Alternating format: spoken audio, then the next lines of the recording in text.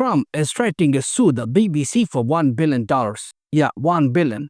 Over an edited January 6 clip. This isn't a Netflix drama, this is real life. And it's not just any lawsuit, it's against the BBC, the British Broadcasting Corporation, one of the biggest media institutions on earth. So what exactly happened? Why are two BBC executives out of a job?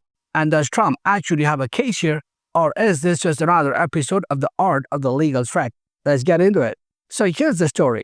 United States President Donald Trump has sent the BBC a legal letter threatening to sue them for $1 billion. The reason? An episode of Panorama, a BBC documentary series, allegedly edited his January 6 speech in a way that made him look like he directly encouraged the Capitol riot. In the episode, Trump is shown saying, "We fight like hell," right after saying, "We are going to walk down to the Capitol." Now, that sounds like he's literally telling people, let's march down there and start fighting. But, and this is a key, that's not how it actually happened. In the real speech, Trump followed, "We are going to walk down to the Capitol," with a totally different line about cheering on our brave senators and congressmen and women. And the fight like hell part, that came nearly an hour later. So yeah, the edit made him look a lot worse. Now, before you start typing fake news or free press forever, let's take a breath. Both things can be true. The BBC did make a bad editorial call, but Trump suing them for $1 billion, that's a little much. The fallout was massive. Within days, two top BBC executives resigned. Director General Tim Davie and Head of News Deborah Turnes. And this wasn't just about the Trump edit. A leaked internal memo added gasoline to the fire. It accused the BBC of not just mishandling Trump's footage, but also of suppressing stories about transgender issues and showing anti-Israel bias in the BBC Arabic service. That's a PR nightmare. So the resignations, yeah, they were coming. BBC Chair Samir Shah later apologized, calling it an error of judgment. But he denied any kind of institutional bias. Basically, yeah, we messed up, but we are not corrupt. Trump, of course, celebrated the chaos. He posted on Truth Social calling the BBC executives corrupt and very dishonest people. And let's be honest, this was a political layup for him. A global broadcaster misrepresents your words during an election season. That's a campaign ad waiting to happen. But here's the thing. Even though Trump can threaten to sue, actually winning this case in a U.S. court would be extremely difficult. Why? Because of the First Amendment. In America, free speech protection is insanely strong, especially when it comes to public figures.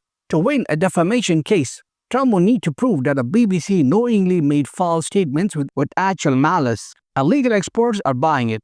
Kyu Ho Yoon, a First Amendment scholar at the University of Oregon, he was very doubtful Trump could win. He said the broadcast was factually truthful for the most part, and if there is no clear falsity, the First Amendment shields the media. He even added, and this is kind of brutal, that Trump is more or less libel-proof as a convicted felon. In other words, his reputation's already taken enough hits that one more story isn't going to make much difference. Also, $1 billion. That's not a lawsuit. That's a Netflix show pitch. 1 billion reasons to sue. Coming this fall to Truth Social Plus. Now, here's the other layer. Even if Trump did win in another country, say the UK, where libel laws are much friendlier to plaintiffs, that judgment couldn't even be enforced in the US because of something called the Speech Act of 2010. It basically says US courts can enforce foreign libel judgments that violate American free speech protections. So Trump's legal team can write as many fiery letters as they want, ending with "please govern yourself accordingly." But legally, it's a long shot. Let's zoom out. This story isn't just about one bad edit or one angry president. It's about something deeper. Trust. When a major public broadcaster like the BBC makes even a small mistake in political coverage, it feeds into the narrative that the media is biased. And that's dangerous, especially when trust in journalism is already at rock bottom globally. But on the flip side, when leaders like Trump weaponize lawsuits and legal threats against the press, that also chills free expression. It's intimidation, whether or not it ever reaches court. So we are stuck in this toxic feedback loop. Politicians attack the media.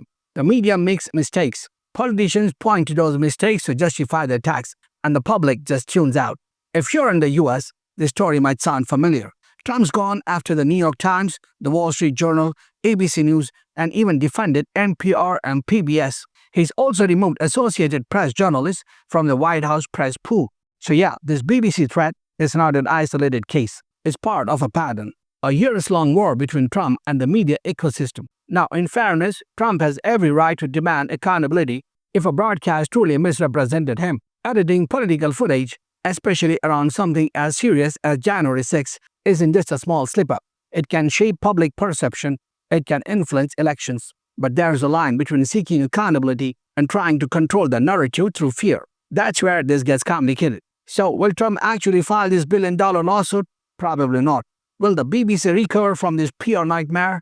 Eventually, they always do.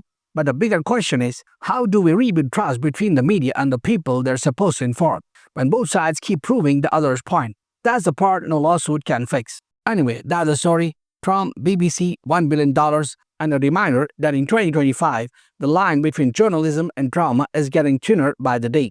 I'm Mazhar. Thanks for watching. If you like the video, do subscribe to the channel for more such videos.